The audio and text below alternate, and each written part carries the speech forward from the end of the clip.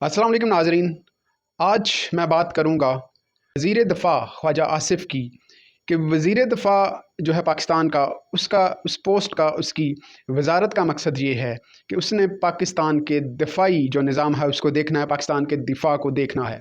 बहुत ही अहम वज़ारत है, एक अहम ओहदा है पाकिस्तान में। लेकिन हमारा वज़ीर दफ़ा ख्वाजा आसिफ जो है, उसने पिछले चंद दिनों में कमाल कर दिया है कि उसके ट्विटर अकाउंट्स को देखें तो वो एक सूबे के वज़ीर आला को और एक सूबे के लोगों को अपने ट्वीट्स के ज़रिए भड़का रहा है। अपने ट्वीट्स के ज़रिए वो इंतशार फैलाने की कोशिश कर रहा है कि वो उनको उकसा रहा है कि आप आएँ पंजाब पर हमला करें।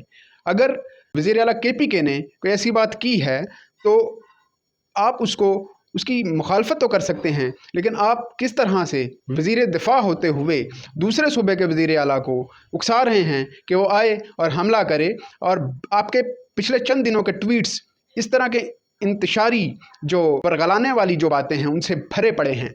आपका ट्विटर अकाउंट इस चीज़ का एक प्रूफ है जिस पर आपके खिलाफ कार्रवाई होनी चाहिए कि किस तरह से आपको वज़ारत दफ़ा दी गई है, किस तरह से आप पाकिस्तान का दफ़ा करने के काबिल हैं। क्योंकि आप तो एक सूबे के वज़ीर आला को उकसा रहे हैं कि वो आकर आपके सूबे पर हमला करे, तो आप एक मुल्क का दफ़ा कैसे कर सकते हैं। लिहाजा मेरी नज़र में ख्वाजा आसिफ साहब बिल्कुल अनफिट हैं इस पोस्ट के लिए। उनसे ये वज़ारत फ़ौरन ली जानी चाहिए। इंशाल्लाह मुतल्लका हाई कोर्ट में एक रिट भी दायर की जाएगी कि इस तरह की बातें वज़ारत दफ़ा से नहीं होनी चाहिए। ख्वाजा आसिफ का ट्विटर अकाउंट भरा पड़ा है इस तरह के ट्वीट से। और देखें, सितम ज़रीफ़ी की बात है कि पाकिस्तान में ट्विटर को बैन कर दिया गया, उसको बंद किया गया हुआ है, और ख्वाजा आसिफ साहब लगातार ट्वीट्स कर रहे हैं और इश्तियाल दिलाने की कोशिश कर रहे हैं।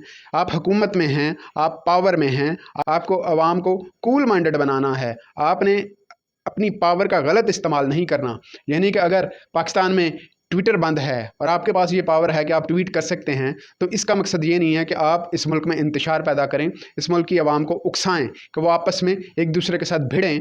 आप जैसे लोग हैं पार्टियों में, मैं सिर्फ एक पार्टी की बात नहीं कर रहा, सब पार्टियों की बात करता हूँ। सब पार्टियों में आप तरह का एक एक ऐसा दाना है जो दूसरी पाकिस्तानी अवाम को उकसाता है कि वो आपस में लड़ें भिड़ें। और इस तरह के इंतशारी ट्वीट करके आप सूबाइयत को हवा दे रहे हैं, आप सूबों को लड़ाने की कोशिश कर रहे हैं। खुदारा ये करना छोड़ दें। आपके पास बहुत ही अहम ओहदा है, आप पाकिस्तान के वज़ीर दफ़ा हैं। गो कि आप फार्म 47 के तहत सियालकोट से इलेक्शन जीते हुए हैं, लेकिन फ़िलहाल आप जिस पोस्ट पर बैठे हुए हैं वो पोस्ट बहुत ही अहम है। तो उस पोस्ट की कदर कीजिए, पाकिस्तान की कदर कीजिए, पाकिस्तान के दफ़ा की कदर कीजिए, ना कि अपनी सियासत को बीच में ले आएँ।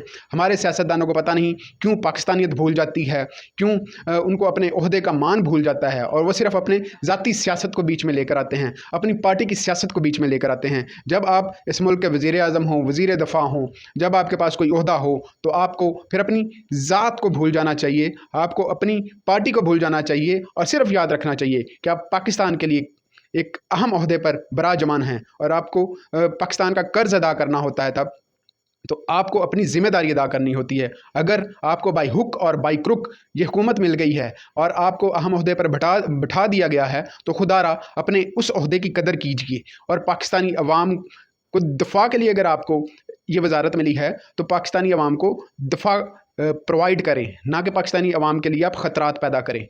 शुक्रिया।